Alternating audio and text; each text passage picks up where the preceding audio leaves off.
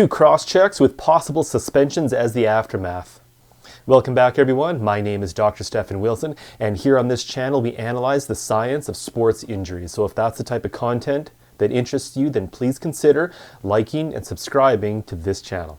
Saturday night, the Canucks are hosting the Oilers, and late in the game, the Oilers are pressing.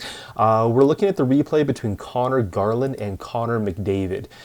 We'll watch the play through here. It's the end result of the play that we want to take a look at. Obviously, there's a good battle going away from the puck here. McDavid eventually gets back to his feet and then delivers this blow coming up right to the left side of Garland's head. He gets his stick, gets his bearings, and there's the shot. We can see right to the left side of Garland's head, McDavid's stick makes contact. Now, if you look at Garland's helmet, he does have his chin strap done up. He does have his visor in place. McDavid's stick comes up. He extends his elbow, and we can see how he forcefully makes contact. We can't exactly see where his glove or his stick makes contact with Garland's head, but it would be up around the helmet, the visor, or into his jaw area here. That is certainly going to cause some discomfort for Connor Garland.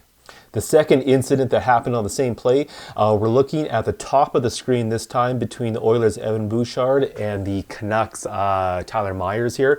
Myers, number 57, he's going to extend his arms and cross-check Bouchard right in the face here, and we can see it coming up. Again, we're looking at the top of the screen, and there's the extension of his elbows and the contact into Bouchard's face. Now, right here, we can see where the contact is made. It looks around his visor area, even slightly below, and then his stick rides up into the face of Bouchard. And more forcefully, though, you can see really how that forces Bouchard's neck backwards and almost like a forced whiplash effect, forcing his cervical spine back into extension, which will certainly aggravate a few joints and some muscles in the back of Bouchard's neck. We're going to look at that again. Again, there's the extension. Bouchard's, his head and his neck go back. Obviously, he's in discomfort, and he immediately grabs for his face here. 2 cross checks on the same play. Perhaps players will be facing some supplemental discipline here today. Both Bouchard and Garland are going to wake up Sunday morning with some discomfort in their facial area, and we're going to look at that on the anatomy screen here in a moment. When we look at the skeletal model here, we're going to look at the upper half into the head, neck, and jaw area.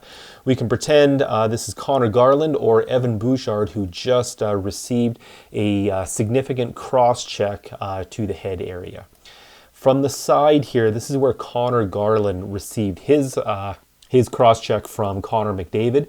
It seems to have made contact right around this area of his jaw or his mandible.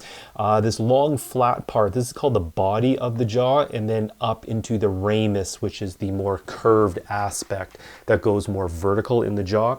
Garland, he didn't appear to be injured on the play, and there was no report of any facial or jaw fracture as a result of the cross-check, but he certainly will be in discomfort.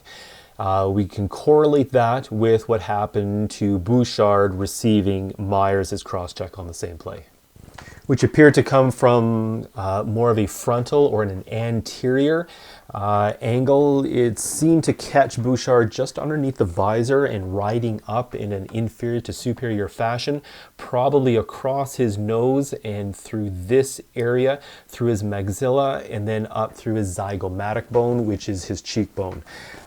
Bouchard was not listed as having a facial fracture on the play, but he will certainly be in discomfort, and there will be bruising and contusions into the area. I just want to mention with Garland's cross-check, when it came from the side, even though there's no fracture to the jaw itself, it has to move symmetrically on the left and the right side. So when you take a forceful cross-check from the left, that's going to cause your jaw often to deviate to the side, and that can cause a lot of discomfort into the actual temporal mandibular joint. causing some asymmetrical movement and definitely some bruising and pain and swelling. We do wait to see if there's any supplemental discipline to Myers or McDavid on the play.